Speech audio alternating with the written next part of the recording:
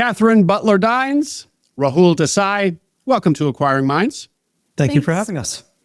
Katherine, Rahul, you are partners in life and in the business that you acquired, a travel business. Your journey involved experiencing a flavor of buying and operating businesses that you didn't love to arrive at the model that you are now in, that you prefer. We're going to unpack all of that. Let's start off with some background on you both. Katherine, you first, please, then Rahul, we'll go to you. Perfect. I'm very excited to be here today. My background started in college where I had zero interest in business. I actually studied international relations and Arabic, thought I was going to be a diplomat or a spy. I moved to Morocco by chance in order to sort of pursue that path and practice my Arabic in real life. But I ended up working for a startup there that was in the travel space and fell in love with small business and entrepreneurship and business much more than I actually liked bureaucracy. So after COVID hit and obviously the travel industry came to a screeching halt, I returned to the US. I worked in consulting for a year and then went into my MBA at Duke. And I had always known about search funds and ETA, but at Duke, I really dove further into those topics, thought I would do a traditional search, ended up getting a private equity offer from Alpine Investors to run one of their portfolio companies, and did that for a year and then discovered, which I'm sure we'll dive more into, that I don't love operating a business for other people. I really did want the ownership experience. So that led me to do a self-funded search with Rahul. And now we run and own Women Travel Abroad. Great. So thank you for that. It was perfect. Katherine, Rahul. Yeah. Went to Georgetown University, tried to found a machine learning company while in undergrad, did it, but yet failed miserably because couldn't actually sell the product I built. No one cared about AI more than 10 years ago. Ended up having a crisis of confidence. Like most people who were adrift, ended up in consulting, where I got to work for a rideshare company you may know and a search engine company you may know that I'm not allowed to name legally. Through those contracts, realized, hey, my clients in tech are earning double and working half, and I'm sick of sleeping on the couch in the office. Maybe I should go do this tech thing that everyone's talking about. Ended up moving to Silicon Valley from Manhattan, joined a Y Combinator-backed startup as strategy and business operations hire number 2. I was with them through a 4x increase in valuation from 100 million to 400 million. They've now since 10x'd from that. From there, joined a competitor, did that for a few years as chief of staff to the CEO. These were both in the insurtech space. Became somewhat jaded by venture-backed startups because after a few times, if your lottery ticket is not getting punched, you start wondering, what am I doing here? And then tried to found another business, ran that for 45 days, was hired by a private equity fund where I was friends with a couple of the partners and have been working for them since. So that has been my full-time job. And then I supported Katherine through the sort of search and acquisition process, nights and weekends. Mm-hmm. Great. Thank you, Rahul. And just say a little bit more about the lottery ticket venture life and why you became disillusioned. Yeah. So typically in venture-backed startups, what tends to happen is the founders have a ton of equity, and then their investors have a fair amount of equity. And then typically 10 to 20% of the company is divided up amongst all of the employees. So as you grow, there's dilution because more equity capital is coming in, and that small incentive pool is getting divided up more ways. So even as an early employee, you're typically owning max, like if you're in the first 10 employees at a startup, you're probably owning 1% maximum. If you're coming in as employee 100 or later, you're owning some small fraction of a percent, right? Basis points in a company. And so for that company to make you quite wealthy, let's say even $1 million exit for yourself individually, the company would have to sell for north of $1 billion. It turns out not that many companies can sell for $1 billion. So I have a friend who was part of a very large exit, like multi-billion-dollar exit, and had been at the company for a long time and still didn't even clear $1 million, despite being fairly senior, being tenured at the company, being part of a multi-billion-dollar exit. Even then, the lottery ticket didn't get punched. So I think what Katherine and I agree on is we'd rather own more of a smaller outcome than a very tiny fraction of a big outcome. Great. Thank you. Okay. So Katherine, you're back at business school. That's where you discover search? I benefited from the fact that two founders of the startup I worked for in Morocco had gone to HBS, and they had gone there right when search funds were really taking off. So they took like Rick and Royce's original class, and they had always been very big mentors to me and encouraged me to look at search as an option. I'd never expressed any interest in founding a business. I don't have like great billion-dollar ideas that I want to sell to people. And so they said, hey, go to business school and make sure if there's a class on search funds and ETA, take it. And so when I was at Duke, they actually were piloting the first round of an ETA class that they'd ever offered. And they were supposed to only offer it to second years, but I emailed Ben Thomason and David Robinson at Duke and said, hey, I've heard about this search fund thing. I've read, the books you're supposed to read, the HBR guide to buying a small business. I'm really interested. Can you let me in? And they were nice enough to let me in.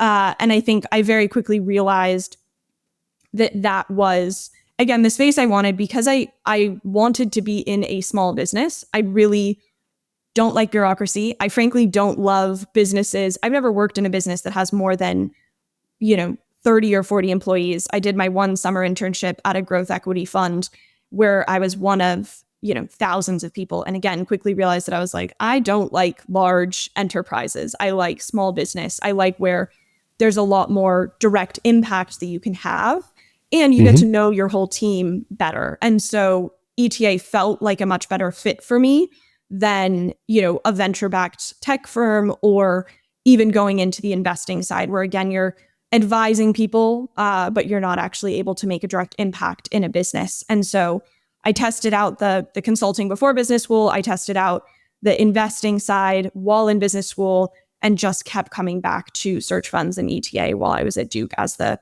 path that I wanted to be on. Great. So Katherine, you take the class at Duke. You raise your hand to be able to let in, even though you're a first year, classes for second years. You end up co-founding the ETA Club. You then proceed to search. What happens next? So I, as a second year, sort of obviously as most second year MBAs do, they want to hedge their bets. So I was working on my private placement memo for traditional search, as well as applying to private equity backed operations roles. And there are a couple programs with larger private equity funds, maybe I think 3 or 4 when I was there. I applied to all of them. And I ended up getting an offer from a platform within Alpine Investors. So Alpine Investors is the large fund. They have different vertical platforms, one that is focused on the IT and MSP space, one that's focused on landscaping, one that's focused on pet care, one that's focused on a variety of different verticals. And so I got an offer within Evergreen Services Group, which is their B2B services, mostly focused on IT firms as well as like ERP reselling companies. And took that offer mostly because at the time I didn't feel like I was completely ready to search. Writing my PPM was a very good exercise in realizing that I was not as enthusiastic about traditional search, about starting this search and the unknown of it straight out of my MBA. And I also was realizing in conversations with investors that I didn't have 100% conviction. And it felt like if you're going to search straight out of business school, you need to have 100% conviction to succeid. And Katherine, so by PPM, that means a traditional search, which I think you've already said. Correct. So you chose traditional search. And my impression is that for many people coming out of the business school programs where search is taught and popular, that it's a traditional search fund is the default model. Of course, that's changing. It used to be all traditional search. Yep. It's less so now. But perhaps still the default. What was your decision process on traditional versus some other model, namely self-funded? So I looked at all three. I think I felt that I wanted more community and support. I actually looked at accelerators extensively as well because of that support model and having community. I knew that I wanted to be a solo searcher. I didn't feel like I'd met anybody in business school who I was wanting to co-search with, or where the people who I might have wanted to, search alongside were not on the same timeline as me. And so I knew I was going to be, a solo searcher. I wanted some form of community and structure to help me through the search process, and then to have a community to be operators with. And it felt like, in speaking with the traditional search funds, they were providing me the most flexibility in terms of the types and sizes of businesses, as well as the support and cohort models that I was looking for. Self-funded felt a little bit too amorphous at the time. And I think it was even more intimidating than a traditional search felt. At least a traditional search, it felt like I would have advisors right there with me every step of the way, because you have a group of investors who are bought into helping you acquire a business. And I just wasn't sure that I had the skills, let alone the tenacity at the time, to go and do a self-funded search. And also Rahul was not, he was planning to keep his private equity job and just do his normal day job at the time, right? So I think I didn't have that, I have a buddy or I have a person that I'm going to be searching with when I was still in my second year of business school. Our mutual connection, Ling Tran, tried to talk you out of traditional search. Yeah. Eventually he won the argument, but not at this point in the story. But what was he saying at the time? I think Ling had always come to CETA. He was one of the advisors for the ETA class that I took. And I think in hearing him talk about self-funded search, he obviously has had an incredible success story in terms of keeping pretty much entirely his own ownership of these businesses, growing them, and having that autonomy. It felt a little bit too good to be true. I was like, this feels like the best possible outcome, but there are also probably most people who don't have that outcome in self-funded search. And I would still stand by that he is on the scale of the best types of outcomes you can have in self-funded search.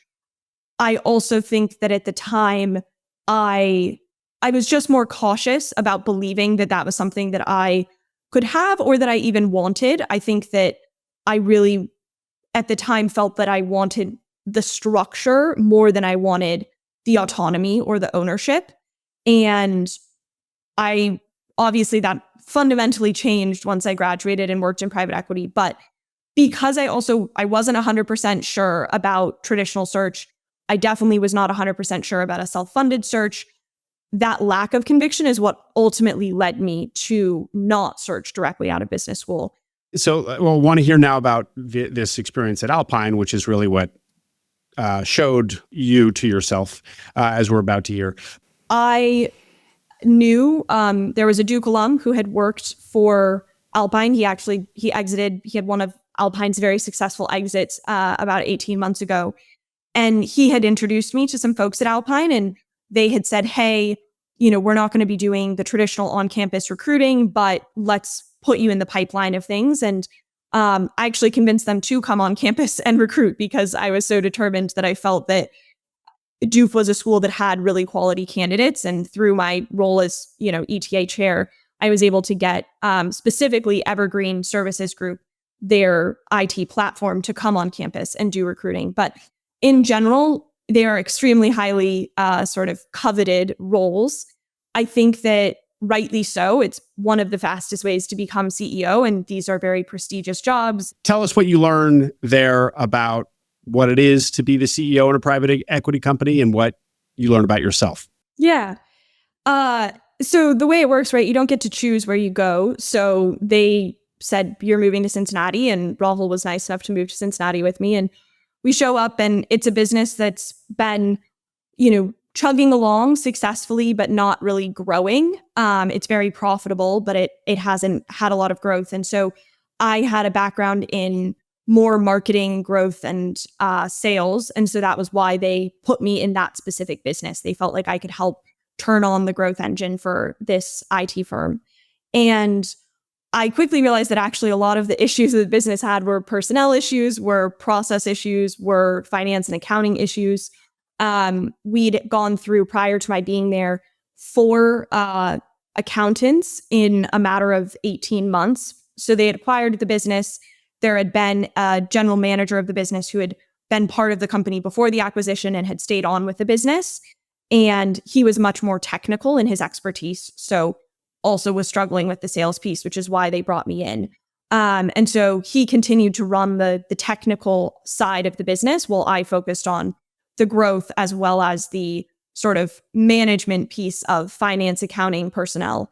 And I think the best example I can give of something that I learned about myself, but also learned about why private equity and being just an operator was not for me, was that there is a budget process. And each year they say, hey, these are the metrics that you need to hit for your business. That all rolls up, right? One portfolio company has to grow 30% because the portfolio as a whole needs to grow a certain percentage so that, they can be able to pay not only their debt, but also be able to get a return to the LPs in this fund. And so you're just one cog in a very large wheel. And I had an accountant who told me she was going to quit if she wasn't able to find a way to support her mother who was going through cancer treatment. And it was going to cost us $1,000 more a month. My accountant was offshore in the Philippines. And again, she had been the longest term accountant we'd had in the 2 years that Evergreen had owned this portfolio company, and was incredible. And I said, I can't lose you. Done. We're going to give you a higher salary so that you can pay for help to take care of your family and so that you can keep doing your job for my business. And she said, great, I really, truly appreciate it. I went to my board at my monthly board meeting and I said, by the way, we're going to have an increase in our accounting costs this month. And that's going to, impact the margin about 0.5% for the entire year of growth. And I came saying, that means, we need to sell 1 or 2 more contracts or clients in order to make up that and stay on budget. But I haven't won those sales yet, but I'm confident that we will win those sales. And I got a lot of pushback in terms of why did you spend the money to keep this one person? Is she really that essential? Is it really worth this 0.5 point loss in your, EBITDA growth for the year? And I was a little struck by the fact that instead of realizing that this was a human being who not only was invaluable to the business, but had true life circumstances going on, it was only a conversation about profits. And it didn't sit very well with me that I was having to make a decision between treating an employee as a person who had things going on in their life, and we had the opportunity to do something to make her life a little bit easier while long-term benefiting the business. And yes, there might be some short-term pain to the company, but it wasn't such a huge trade-off to me that I felt like it demanded the level of scrutiny that the decision got. And so I think that really made me realize that I have a very specific value set that I want to run a business and an organization in, and that the only way to truly be able to have my value set mesh with the way that I run a business is by owning at least 51% of that business, right? I was an employee, I made a decision, and ultimately, while I had the ability to make that decision, I had the right within Evergreen to make that decision, I could also be told, no, we disagree with that decision and you're going to have to do it our way. They didn't fire her. They didn't make us take the raise back, but it was a very, I'd say, crucial point. I came home to Rahul and I was like, this is not where I want to be long-term. This is not going to work for me. I need to be in a place where I own the business and I own the majority of it, and I can decide to run the business however I want.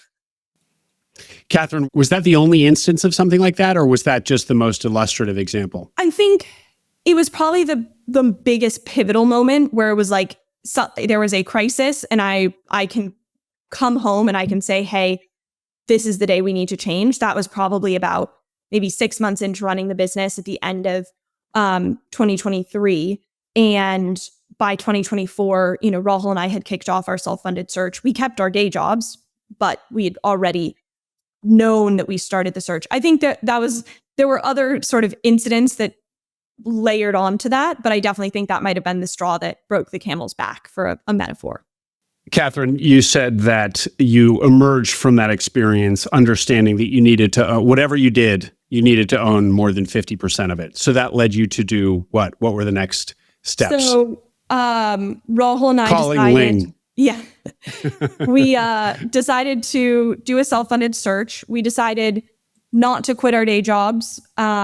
We decided to work nights and weekends. We didn't have a family. We were in the middle of planning our wedding at the same time, which was a little stressful. But at the end of the day, we decided to, use our nights and weekends to run a self-funded search and see if we could find something. We didn't want to lose our primary sources of income if it didn't work out, if we didn't find the right business to buy.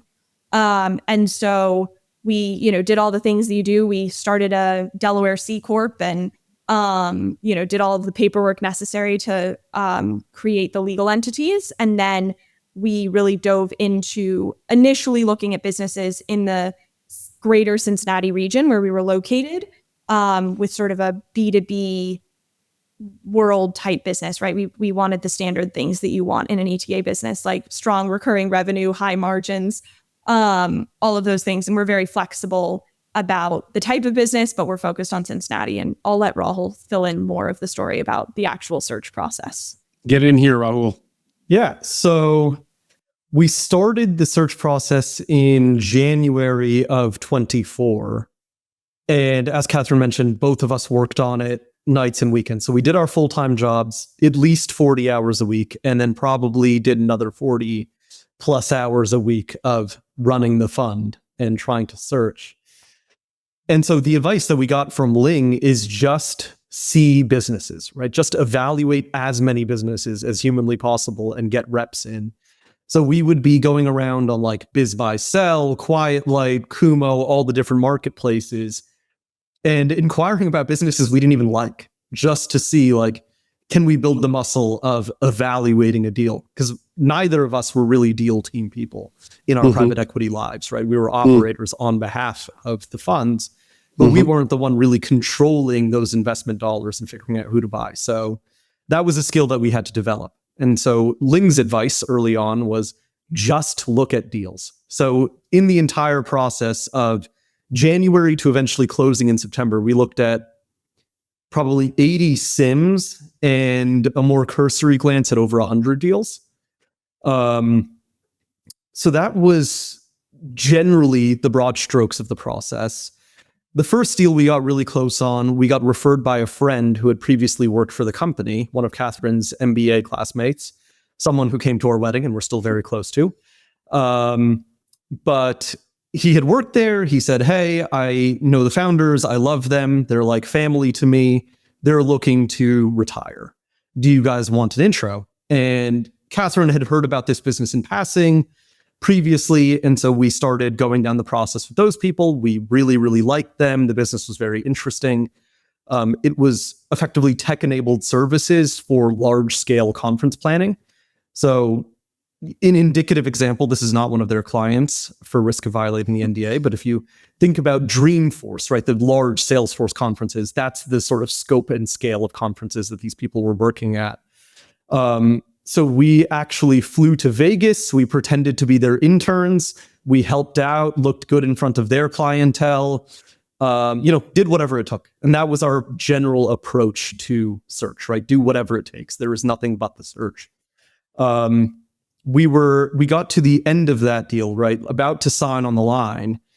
And then the sellers had to pull out due to personal life circumstances where their home actually had burned. And they're like, we actually need the cash flow from this business right now to sustain ourselves and figure out what we're going to do with our lives. Like the expense and the headache and the stress of going through with the sale is not going to work given this personal tragedy that we've suffered. And so, obviously we understood that. It is horrifying to have something like that happen to you. We have heard from our friend since that they're back on their feet and that they did end up selling to someone else. We're generally very happy for them. But from that process, we learned that we probably spent way too much money on lawyers and outside diligence. And then at that point, I had started breaking spiritually and psychologically through this process, which I think happens to many people.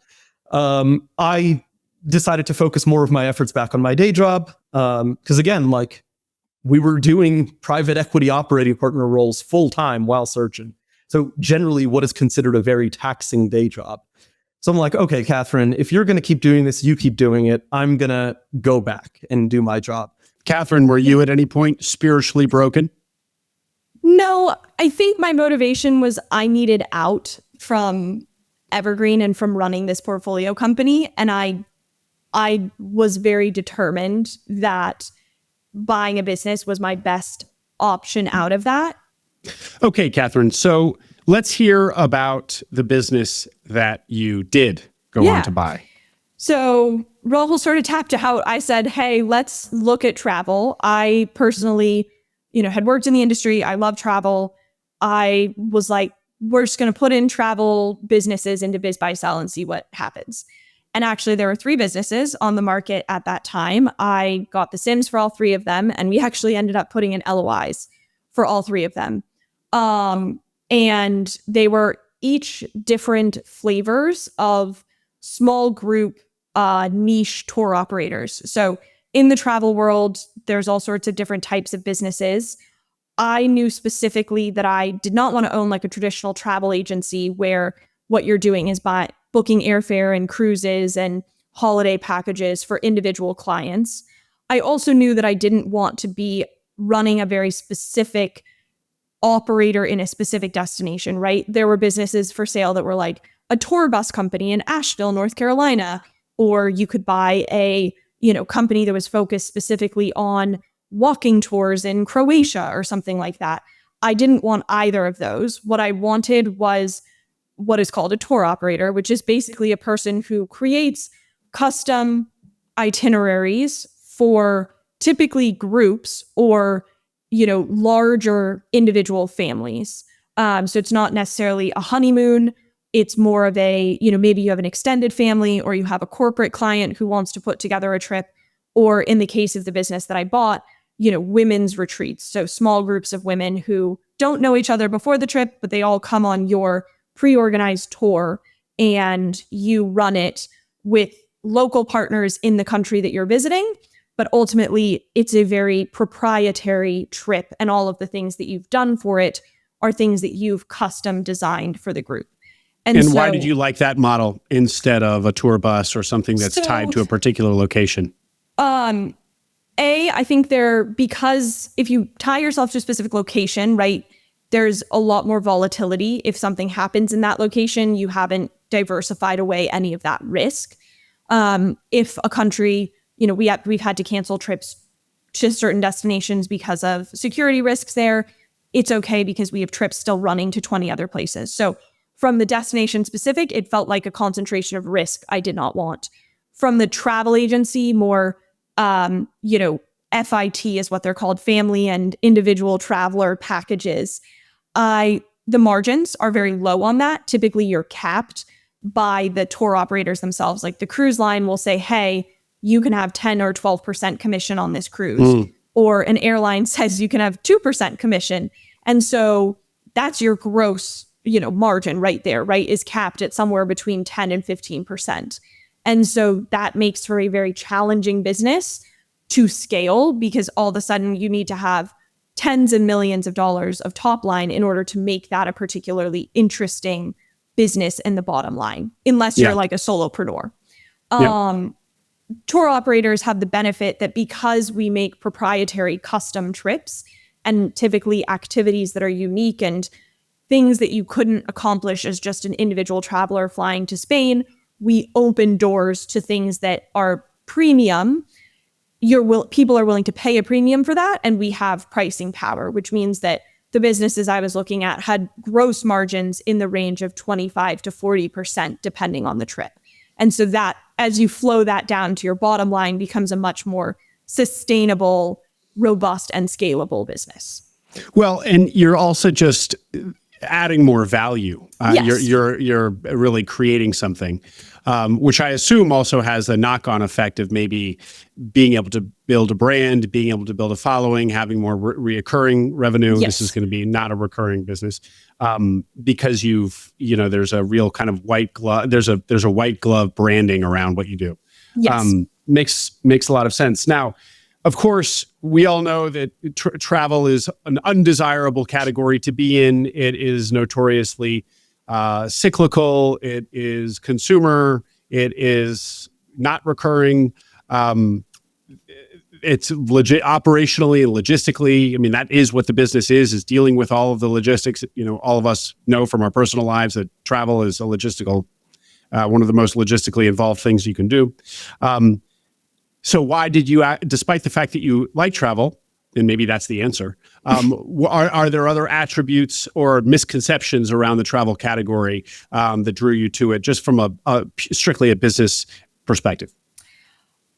I think that for most people, I would agree that it's probably not the right category, and certainly for traditional searchers or for people who don't have experience in the travel industry, it's not necessarily an industry I would recommend for all of the reasons you just named.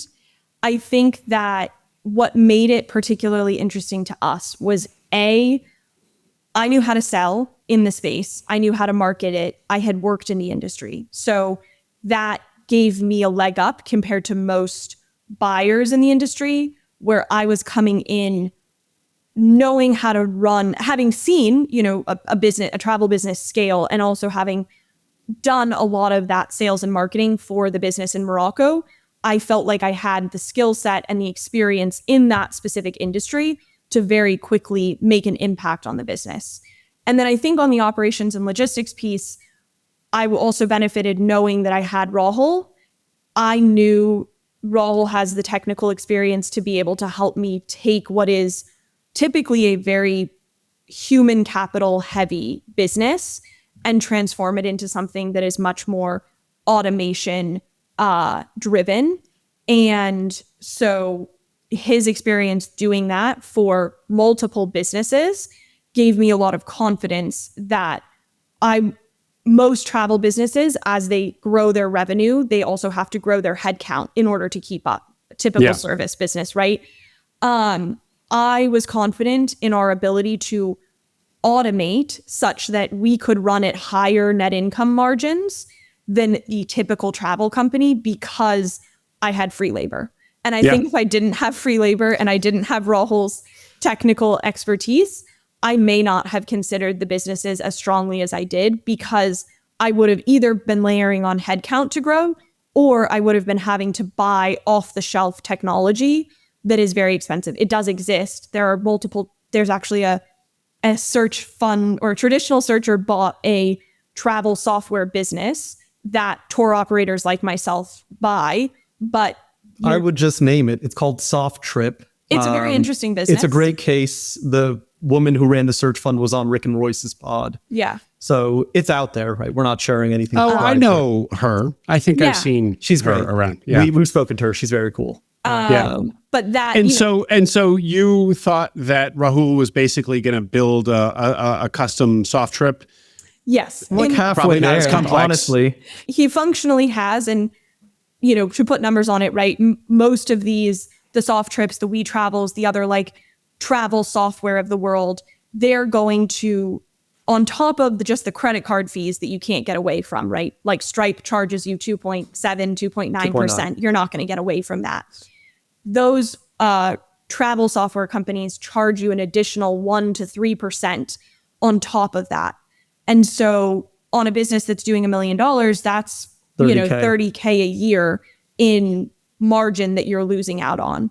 And by being able to build that in-house for free without having to pay him for his labor hours, not only are we able to save on the money we'd have to pay someone to install or to improve and manage that software, we're also saving, on the order of $30,000 a year in margin costs. And so I think that was something where I was confident that we had the right skill set to run and scale these businesses very cost consciously, versus I think most people, the biggest challenge and the number one reason actually that as we're looking at a second acquisition that I see sellers struggling with is exactly that. Their headcount costs are ballooning. The business is doing great. The top line looks phenomenal, but all of a sudden their bottom line is 7%, 10%, right? And that's really hard to run a business, let alone sell a business and take on debt service when your margins are that thin. And so I think that is like one of the larger issues in the industry is just that it is very headcount heavy currently. And there are not a lot of people who are able to think through how do I automate and take headcount out of these businesses to run them more cost efficiently. I feel like that was our secret sauce in buying these companies. Interesting that these businesses are sort of tech laggards, it sounds like. Yes, because they're probably most of them virtual, the tour operators. Yes. And so in some ways they would be, tech forward because they'd be, communicating with each other over Zoom and Slack all day anyway. But whatever, maybe not. I think, if you look at the average age of the travel industry in terms of the people who own these businesses, it's typical, right? Most boomer businesses, but it's people in their 50s, 60s, 70s who, have been running it well. And they're typically, I think the other thing is they are lifestyle businesses. And so as long as they're cash flowing and giving them a few $100,000 a year, like these owners are typically quite satisfied. There's not a huge incentive to have to grow margins because they don't have outside investors. They're, just running the business because they love it and they're passionate about it. And so we were taking and as most searchers would, right? A much more, how do I grow this either for an exit or how do I grow this to, increase the margins and be able to improve my investors' lives as well. And I think that's where travel businesses are tricky, is like you're turning a lifestyle business into a growth business. Yeah. Rahul, were you going to have this software built or are you actually writing the code? So we got some quotes. So let me step back a bit. We say self-funded search. We do own the majority of the company, but we did take on some capital from other people. So one of the sources of capital were an aunt and uncle of mine who hit it pretty big in Silicon Valley. Like they successfully got the lottery ticket punched. Good on them. Super, super technical people, very familiar with the tools we wanted to use in-house. So initially we had them take a look and they were going to do the work and then had some personal life things come up that made them not able to do the work. We then went and quoted it out and were unhappy with the quotes that came back, right? If we were going to pay $10K off the shelf for a tool, between 10 and 30, depending, and quotes came back in that same range, kind of was a wash. So from there, I decided, okay, like, how can I just do it myself? And we ended up using mostly no-code orchestration tools, like think Zapier, not necessarily Zapier, but tools like that. And a bunch of AI telling me, hey, this is a bug. Why don't you debug it by doing these behaviors? And so a month of me in a cave with AI eventually built actually like some of the major functionality of WeTravel and SoftTrip that we're now deploying to production. So yeah, we'll save about 10 to 30K of top line that would have been haircutted by like a WeTravel. Good for you guys. And so did you look under the hood at name of the business again, Katherine? Women Travel Abroad. Did you look under the hood at Women Travel Abroad and prescribe what the tech enablement that you were going to do was going to be? Or did you just sort of have a broad tech enablement thesis that this category of businesses is desperate for technology? So whatever business we buy is very likely to need something built, and then we'll build that and increase margin that way. I guess what I'm trying to do is tease out whether or not there's a lesson here, because tech enablement in these businesses is kind of an assumed lever to pull for many searchers in many categories. Were you just playing that game, or were you specifically looking at Women Travel Abroad and saying, oh, like we can build something to do X, Y, and Z in this specific business that I know will add margin here? I think initially we had the thesis right for the industry. I don't think we knew exactly what it was going to be, but I knew through having worked for Experience Morocco and seen the fact that there is a step, right? Revenue increases $500,000. You have to add 2 people headcount. Like it kept stair climbing up. I knew that I did not want that when I grew Women Travel Abroad. And so we thought through a lot. We did, a certain level of technical diligence, understanding what tools they were using, which were terrible and not specific for the travel industry. I think where we got into specifically what we've built was both Women Travel Abroad, but also some conversations actually with other similarly sized tour operators, where I reached out to other women-owned travel businesses to just connect. As I owned this business, I wanted to hear what was working for them, what wasn't working for them. Some of them were search-owned businesses, some of them were not. And I kept hearing the same things of there are a lot of issues with, the back end operations of communicating with vendors, making sure that we're paying vendors on time, making sure that we're collecting traveler payments on time, invoicing issues. And there was just a lot of really detailed work that goes into orchestrating both the collection of money as well as the sending money to vendors, which every business I was talking to was either struggling with and had to hire a lot of people to manage, or was using technology but not satisfied with the technology that they were using. And so I think that was actually more of the thing. We talked to people who were using the tools that we thought we would want, the WeTravels, the Soft Trips of the world, and heard that there was actually not the exact solution we needed. And that's when I turned to Rahul and said, okay, well, nothing off the shelf is going to do exactly what I want it to do. We're going to have to build that. And that's what he has built, is something that is very custom to Women Travel Abroad, but ideally is scalable as we buy more businesses. It is a back office for tour operators such that we can plug in any brand, but the functionality of the back office continues to work across much larger amounts of revenue. And Rahul, you and ChatGPT built this in a month in a cave. Yep. Yeah. While maintaining my day job and being a dilettante on a bunch of other random nonsense projects I've been doing.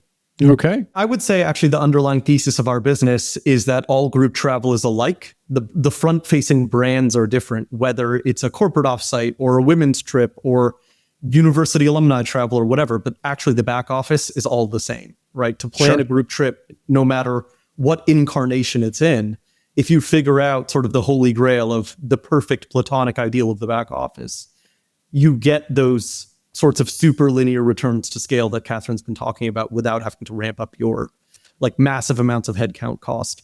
Yeah. So that's generally like the operating thesis of our business is, can we build the travel back office in a box and then deploy it to every company we buy? Yeah. Well, let's turn now to the numbers of the business and hear what the plan is to grow.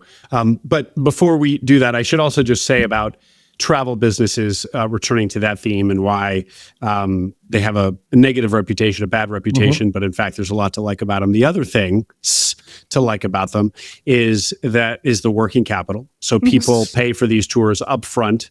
And so you sit on the money that they paid you for months. Sometimes people book a year in advance. Yeah. Is this right? Could be. So you have this incredible float. Yes.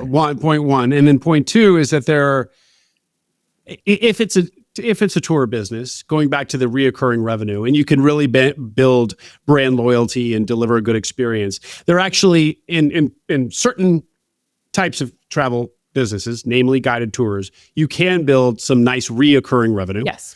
And then finally, there's no CapEx. I mean, the services businesses. So as we keep saying, you need to increase headcount as you grow revenue, but there's no CapEx. All of that, by the way, is from Greg Geronimus, who also bought a travel business, who I'll be interviewing later this week, and talked about why he bought a travel business and what is often overlooked about them and what there is to like about them. Yeah. So great points by Greg. Thank you, Greg. I could chime in here. There is some somewhat interesting thing we can go to on the negative cash conversion, because I think that is probably the most attractive thing about this business, is that you could collect cash at least 90 days before you have to pay it out and do some really interesting things with the float.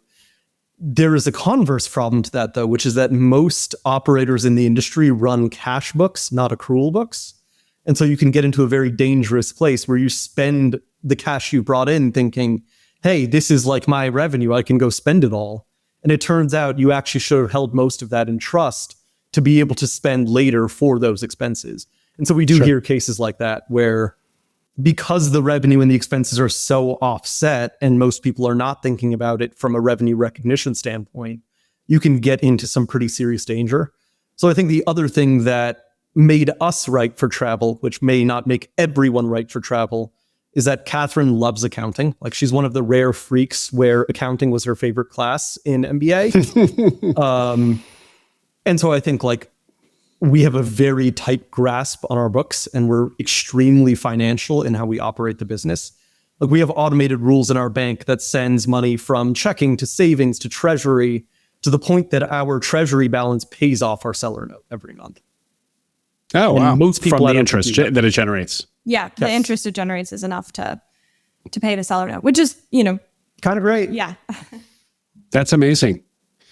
Yeah, well, as we know, the kind of most famous story of float is Warren Buffett and Berkshire Hathaway and collecting all those insurance premiums before he had to pay them out. And what is he going to do with all that capital? And starts investing it, and the rest is history.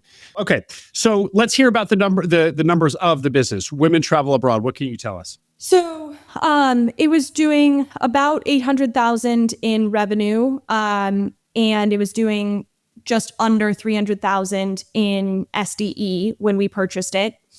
It was cash accounting, and there's some lessons learned that I can share there. But we, again, it had very strong margins, and it also had very high recurring revenue or reoccurring, as I like put the dash. Like to say, where about 30 to 35% of travelers each year repeat and take a trip the next year. And some of our best travelers take an average of 3 trips a year. And so that loyalty made me also feel incredibly confident in the brand. She was doing something really well and had been for a long time. The business, she'd founded it in 2014, and it hadn't really taken off until 2022, when the travel industry obviously had a huge boom after COVID, but she had a lot of loyalty. She also had a very interesting model where the people who were hosting these trips were not her. So a lot of times you see in the guided tour space is that the person who leads the trips is the face of the business, and everyone books travel because they want to travel with that individual. And in this case, she was only going on 1 to 2 trips a year, and she had a roster of 1099 contractors who had typically started as a traveler, loved Women Travel Abroad, loved the trip so much, wanted to travel more. Most of them are retired. And they said, hey, what if I hosted a trip for you? They get, a free trip and a free travel experience out of it.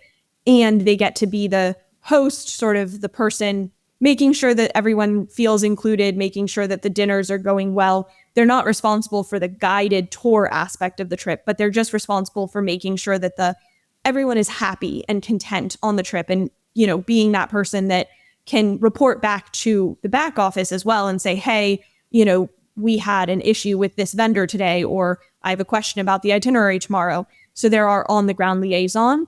And because she had a roster of 12 of those women who were doing great jobs and were really trusted and very invested in the brand, I also felt very confident about the business being able to transfer away from the owner and not losing a whole bunch of clients because they were sad that Caramel wasn't there anymore. Yeah. The size of the business, talk to me about that. It's a small business. Small business, it's got great margins, but it's quite on the small side. So we actually, like I said, we had 3 deals under LOI, and we had raised enough capital to be able to acquire all 3 of them.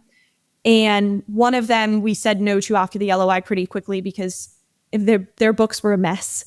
And we couldn't get comfortable with the numbers. But we got to the APA stage with 2 deals. And we actually had enough equity that we'd raised, both personal equity as well as some outside investors. We own a little over 65% of the business, and then outside investors own 35%. And we raised enough to be able to do 2 all equity deals. We weren't going to be raising any debt.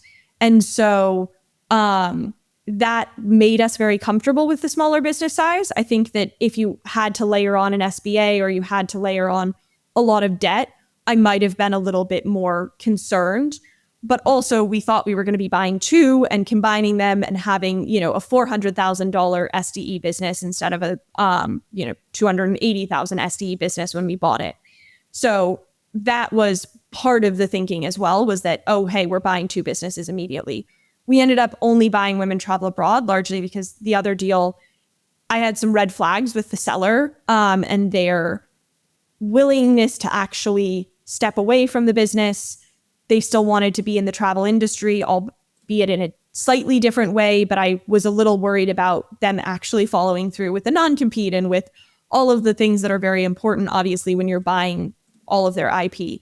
So I ended up passing on that deal before we signed the APA, and we only purchased Women Travel Abroad, but now have a bunch of capital on the balance sheet to do a second deal. And again, there's the organic growth piece, which we've succeeded at, but there's also inorganic growth, which will help us more quickly, grow this business to be a size that's more typical for a search business. And the using all equity and no debt, no SBA loan, We the had a seller over-equitization. So we had a seller note, but other Seller than note. the seller note, there was no bank debt. That's not strictly true. We refinanced our mortgage in order to take some equity out of the house that we owned. But that's not it's not actually debt in the sense the debt on our house became equity in the business. Yes. Right. But it was significantly cheaper than SBA debt. Right. Like the mortgage rate that we got was 6%, and the SBA at that time was 11. trading at 11.5 or 12. So significantly cheaper to lever the house than to. And so how much of of the equity into the business came from that? And where I'm going with this is just as you thought about the structure of the deal and having having very little debt in the structure of explicitly in the structure of the deal. Why not have more debt? You had said that partly is to just because it's a really small business and to sleep well at night. Was that basically the single reason? Yeah, I think we had enough committed capital plus personal capital. And then I think we took out about $100,000, $125,000 in equity from the house to put into the deal that it didn't feel right signing a PG, especially at super high interest rates when, we felt like we'd rather give up a few extra points and have additional outside investors to not have to take the PG. I think as we think about doing, second larger deals, we probably will have a PG involved. But at the time, it just felt like my benchmark was 51%, right? I wasn't willing to give up any more ownership than that. But as long as I had the vast majority of ownership, I felt okay. And so giving up, the 35% of ownership to friendly people, family and friends, plus mentors of mine from Experience Morocco, the business in Morocco, they're our single largest investor. They wrote a check.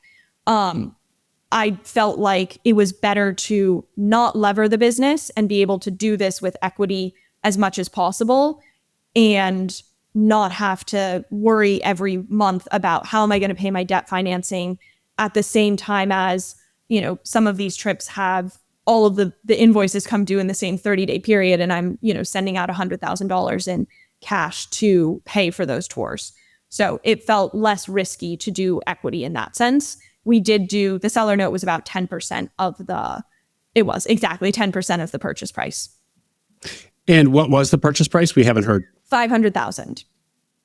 $500,000, and you said 280 was SDE, so under 2x. Yes.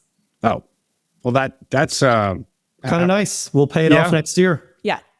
Yeah, great.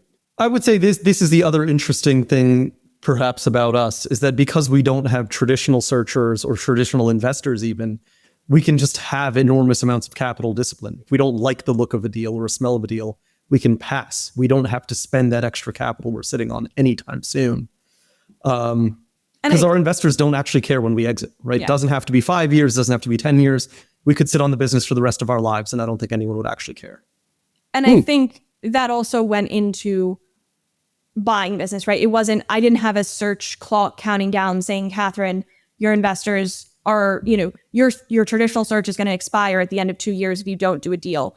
And so I was willing to pass on an LOI. I was, or pass on an APA, say no to that. We were able to really negotiate from a place of power, I would say, with the seller of Women Travel Abroad, because the botnet was walk away and go back to our well-paying private equity jobs, right? Like we didn't need to do the deal in a way that I think really benefited us from being able to negotiate a very, very positive deal terms that we might not have been able to do if I felt a lot of pressure either from my investors or, felt like, oh, the clock is counting down. If I don't do this deal, then I guess I will have failed at searching.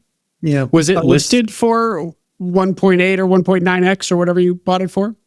It was listed for a little over 2. And yeah, we got it down to basically 1.9, plus a seller note, which she was not initially interested in doing. But again, because we had a lot of cash, I was able to come in and say, look, if you want to get this deal done quickly, you're going to give us a seller note because I think that it's important aligning interests for the long term, but I'm going to give you a lot of cash up front. Now that you're in so this is, again, not to beat on this, but this is quite a small business, STE at just under 300. And of course, we know the conventional wisdom, buy as big as you can, or if you can get 750 to $1 million, please do that. Self-funded searcher, traditional searcher is even bigger. How now that you're on the inside of the business, how do you reflect on that conventional wisdom? I definitely think, right, there are benefits to owning a bigger business in terms of, for hiring purposes, I can't pay people very much money in terms of salary. It wasn't a huge deal for us because we felt like, there was one employee who she started with the business and came with us when the purchase happened. We kept her on as a contractor and she was very affordable. So I wasn't super concerned. And then we were able to layer on virtual assistants in the Philippines to help us keep the cost of headcount down and low. So it wasn't like, oh, I'm going to need to make this $100,000 hire. If I'd had to, I think the deal would have looked very different. But I knew we could keep head costs down. That was part of our model. I do think there are challenges, right? I worked in the business and operated it 60 hours a week, sometimes more than that. I was replacing the seller and more in terms of being the salesperson, being the growth person. And so I don't think that buying a business this small for someone who just wanted to be the capital allocator would have been the right thing. If you wanted to be a CEO, you have to buy a big enough business that you can be the CEO and be the manager and the strategist rather than being an individual contributor. I am an individual contributor in like 3 different roles in my own business on top of also being the capital allocator and the strategy person. So it's a lot more hats to wear, I would say, buying a business this small. It's also much more what I like to do. If anything, I am too involved in my own business, even at this point, right? I like to have every detail go through me. And I think that it has been a very good learning, even at this size of business, to have to realize that like you do have to delegate. Even in, a small business, it's important to figure out how you can delegate to your team members or how you can say no to things and make them automated instead.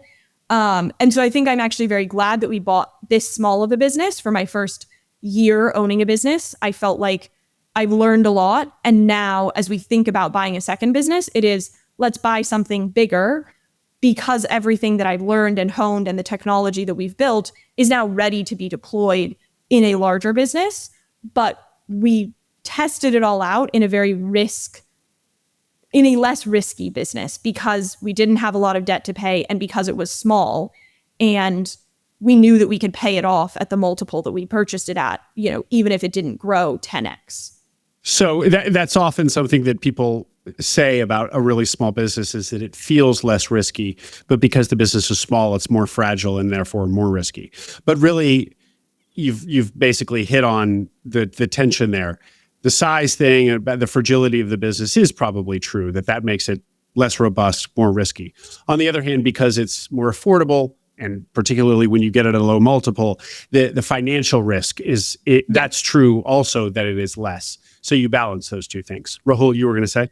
Yeah, I would say that I think Katherine cares a lot about risk mitigation. And I think the way we structured this deal and the size of the deal actually enables that in really good fashion.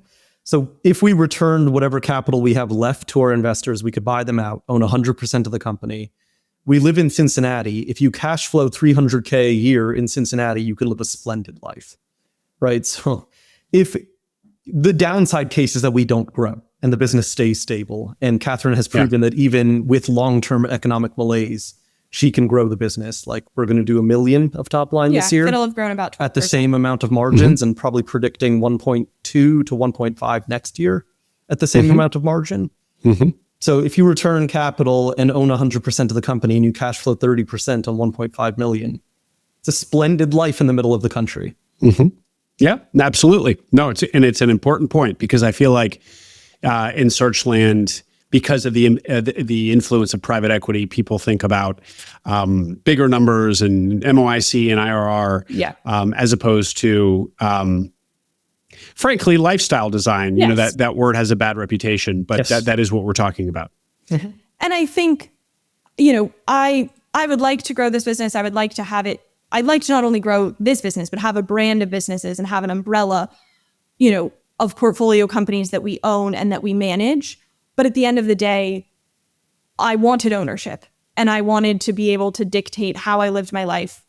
I own a horseback riding, other than, you know, my husband, is like my other major hobby in life. And it's true. I get to, you know, check out 3 days a week, and I go horseback riding for 3 hours. And am I still hitting my numbers? And I'm proud of the growth we've done. Absolutely. But like, the things that were important to me was having a balance where I could do hobbies outside of my job, where I could travel more, which I now get to travel more, owning a travel business. That's a huge perk. And where we could set ourselves up for the long term of having a family and being able to be present and, you know, raise that family without sacrificing as much as many people, I think, have to when they have a really intense day job and they, you know, have to be in an office 8 a.m. to 5 p.m. every single day. And so it really was a lifestyle choice.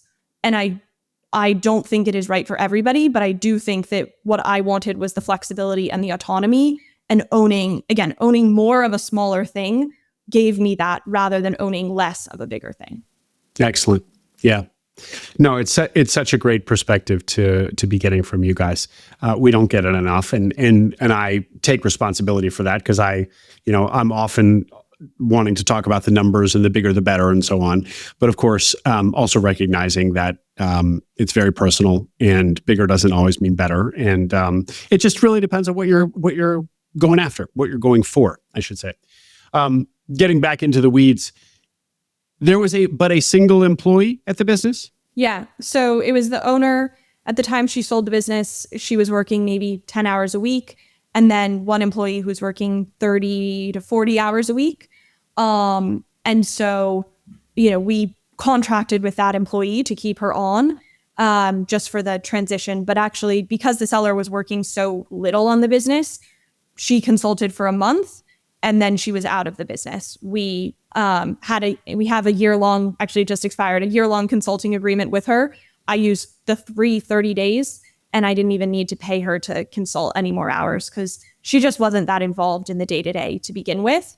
And so other than taking on some meetings, I didn't really have to do anything else to take the business over from her. And we really benefited by having that employee be the, you know, continuity piece in terms of making sure the operations continued. Yeah. And so this operational person, and then as you explained earlier, the actual tour guides, although they're not formally guides, but mediators or whatever, are 1099s, and you pay them on a per trip basis.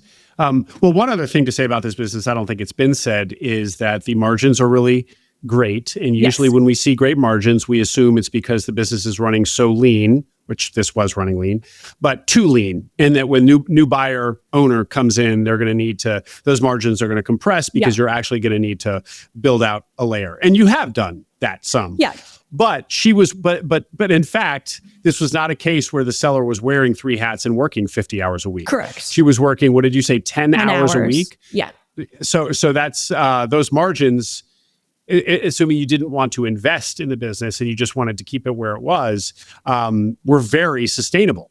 So there wasn't necessarily going to be J curve, which is really unusual in these. Yes, I think there has definitely been a J curve in terms of there was all word of mouth marketing. And ultimately, to grow this business, because it is a D2C business, we've had to invest a lot in SEO. We've had to invest a lot in how do we stand up paid marketing? How do we create loyalty programs and referral bonuses? A lot of different marketing efforts, which definitely, when you look at the SG&A, like the SG&A has been higher because of those marketing expenses. And I think I threw money at a lot of different experiments to figure out what was working. Our marketing budget is now $500 a month. And I'm, adding 1,000 to 1,500 new prospects at the top of funnel for $500 a month. So I think that I've figured out a way to very cost effectively, increase our audience size with a limited marketing budget. But I definitely think that J curve is true. And I think that, again, I've taken minimal salary as well because we have other income to supplement ourselves that, next year, I think, again, the margins may look different when I start to pull more cash out of the business for my own salary. But in that first year, I wanted to spend as much money as possible growing the business and then improving the technology and getting that in the right place rather than spending money on headcount. And we've been able to keep the business very lean, and we will continue to be able to keep it lean because of the technology that Rahul has had. So that I think that even, our margins will stay consistently at that, call it 15 to 20% net income margins, even doing, 1.5 million in projected revenue next year. Mm-hmm. I would also add that that's a constraint that we hold on the business. Like, we will not allow those margins to degrade. That is the number one thing to us. It's less interesting to grow top line and have the net income margins erode. We would rather have if we had to sacrifice revenue to have better margins, we'd almost rather do that, to have a higher absolute profit number. But that constraint has done lots of interesting things, right? If Katherine realizes, I need to spend all this effort and money on marketing, how do I do that without actually having to spend all that money? And so what we've built is effectively an agentic AI system that will write all of the blogs for the brand and tells Katherine's virtual assistant exactly what actions to take to maintain all of the marketing. And it turns out that has generated how much more traffic for you? 5x our website traffic in 6 months. By having an agent write SEO articles. Yes. Mm-hmm. Wow. Yeah. Yeah. I would say that's like, this is the last bastion of interesting things in search. It's like no one still talks about AI. You go to CETA, you go to these conferences, and it's unheard of. Whereas if you go to your average tech conference, actually speaking at a local one in Cincinnati tomorrow, AI is the thing, right? It's on everyone's mind. And so I think if we can get out in front and be the people who are bringing AI into search, there's probably some alpha there, right? There's probably some nice gains we can make off of that. Well, absolutely, especially when you consider that just basic tech enablement is still alpha. Just, the out with the fax machine, in with the CRM is still a playbook that you can run in many businesses. So just taking that much further and being ahead of the curve with AI, it does seem like an enormous opportunity that doesn't get a lot of attention in search land, including on this podcast. So I should be asking more about it.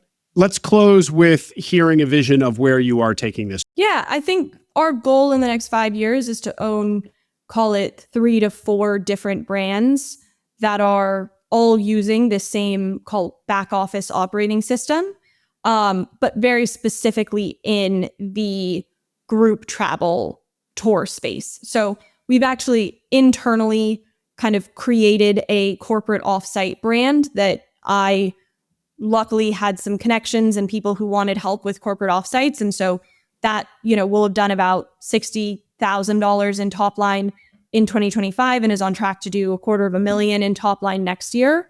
And so that's one brand, right? We have the Affinity Travel offsite brand that we've sort of spun up internally, and again, using the same resources that we use to run Women Travel Abroad, we have Women Travel Abroad. And then the vision is, how do we buy several other niche tour operators who have maybe, similar, could be in the women's space, but could also be photo tours, could be, adventure biking tours, could be any number of different niches. And then ideally there's a flywheel where a person might travel on my women's trips, but they have a husband who also likes to go on, biking tours. And so they could do a trip on our bike tour company as a couple later on. And then, maybe one of them is employed in a big company that needs corporate offsites and they can come to us for that. So ideally, you're increasing the customer lifetime value by being able to have multiple different brands that people can pay into depending on their interests, as their interests and needs may evolve over time. And these businesses, well, actually, let's take your existing business, Women Travel Abroad, and leaving aside the acquisition strategy. How big can it get? So it's a sub-$1 million business. You're about to be at $1 million and get it to beyond that. But how big can one of these by themselves be? So there's a really big gap. The largest competitors in the space, who I honestly have tried to buy, that are like privately owned, are doing on the order of sort of, I'd say, 4 to 6 million in top line. And then there's a huge gap, and you get to the Intrepids and the Talk Tours and the back roads and all of those like massive group tour operators. I don't know, they're doing hundreds of millions of dollars. There's not really any companies that we've been able to find that are like more than 10 million in revenue. Pretty much most of these niche group travel companies are in that, the bigger ones are in that like 4 to 10 million top line. And then there's a lot in my space, which is sub $1 million in top line.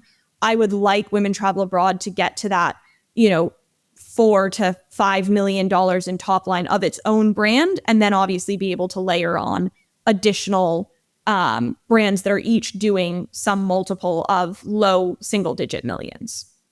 And despite the fact that you're eager to use this back office tech that you've built and bolt in other acquisitions, why distract yourself with other acquisitions and not just be spending all of your attention to get to 5 million in top line? So I think there is SEO, and organic growth takes a really long time, especially in the D2C world. That's the number one learning I've taken from owning a D2C business. And so while we're seeing it increase, how quickly we're growing every single month, it's not growing so fast that I see that in 2 years we would be at 5 million, right? Yeah. We're going to grow on a 10 to 30% every single year top line, which means that we're 5, 7, 10 years away from having, a $4 or $5 million top line business.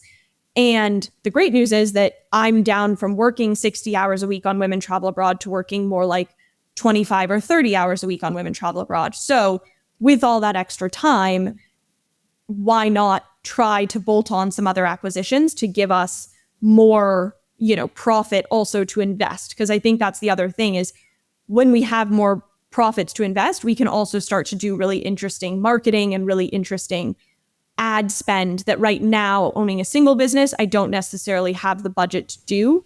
But I do think there's a world in which across the businesses, you could hire a really high quality marketing manager who's doing, the marketing for all of those businesses. There's not enough need for a marketing manager just for Women Travel Abroad. That's 15 hours a week. I can do that myself. But if I owned 3 businesses, then I have a marketing manager who's running all 3 of those portfolio companies. So it's because I'm not having to work as hard a year into owning this business as I was the first 6 months. I'm much more interested in how can I move back into a capital allocation role away from an individual contributor. The other interesting thing here is that the companies Katherine's mentioning that are doing like 4, 6, even 10 million, somehow all of them seem to have extremely degraded margins. Yes. Mostly because they do rely on adding tons and tons of headcount to sustain the growth of their businesses. So our goal is, let's get there, but we don't have that time constraint. So if we can get there slowly and keep our margins extraordinarily high, great. That makes the business a much more sellable asset whenever we do get there. And we can probably get some very nice multiple expansion, given that we have that capital discipline to buy at like sub 2x. If we can get to 5x, it's a very tidy transaction. The other point I would make is you get some nice cross-sell, upsell by buying companies. Like if we buy another women's travel business, for example, that's in a slightly different niche, most of those women will probably have not heard about our existing business and vice versa. So if I can get the number of women who are taking trips to go, like the average number of trips per woman to go up from 1 to 3 or something like that, that also makes the business much more attractive. Sure. Sure. Yeah. So I think that's basically how we think about it. And on the point about your time horizon and this, you can grow this slowly and you're really captains of your own ship, even though you did take friends and family capital, it sounds like mostly. Mm-hmm. Is there anything to learn there about the long-termism of your investors? Because often, almost always, investors want to see their money back, want to see at least a plan to return their money at some prescribed timeline. So how were you able to get this long-term agreement from them? Maybe the answer is that it's friends and family capital. Yes, I think that's the main thing, right? The family investors, if we never return their capital, they would just take the tax break on the bankrupt company, and that would make them very happy. The strategics that we took money from want the capital back. And if they ever go to sell, they'll have to capital call from us. So that's the only real trigger that might happen. But I think the other benefit, right, is that the strategic investors own a business that is a local partner to my business in all of these countries. So they own businesses in 15 different markets around the world now. So when I want to run a trip in Morocco or Greece or Turkey or Bali or any of these countries around the world, I work with them primarily in that market to help me arrange tours and drivers and all of the little details that go into running a trip. So it serves them as well, right? Yes, They're getting demand for their businesses that they own from being my partner in the business. So they'll get a return in the short term by my demand going to their businesses. And then in the long term, they will get a return if and when we choose to either recap this business or sell. Great. Anything that we didn't hit on that you wanted to? No, I would just say we have a lot of unearned revenue. Yeah, we have a lot of interesting things. I'll save it and tell your audience to reach out to me. If there are people who have businesses with negative cash flows, negative cash conversion, not negative cash flows, negative cash conversion, talk to me. I learned a lot about how to structure a deal in this case. I think most deal structures are around the idea that accounts are thinking about accounts receivable and accounts receivable and cash free, debt free. And it's a little bit different when you have a negative cash conversion cycle. And you do have to negotiate some things differently. And I think I made some mistakes, to be honest, in the first acquisition that I would be more than happy to share lessons learned and how to avoid that for other people. So that'd be the one thing is just, I think cash conversion is actually an underappreciated aspect of deal structure, and really understanding your cash conversion cycle is something which I did not put enough emphasis on in my first acquisition, and something that is make or break, and like a term that I negotiate up front in terms of how are we going to discount the purchase price by the fact that you are taking cash out of the business that is still unearned revenue. And so that's something which I can go on and on about, but definitely if your listeners have questions about that, send me a LinkedIn message. Well, it goes, Rahul, to the point you made that in a negative cash conversion cycle business, if the owner or whoever's managing the cash isn't diligent about not spending what they haven't earned, then they can spend it all.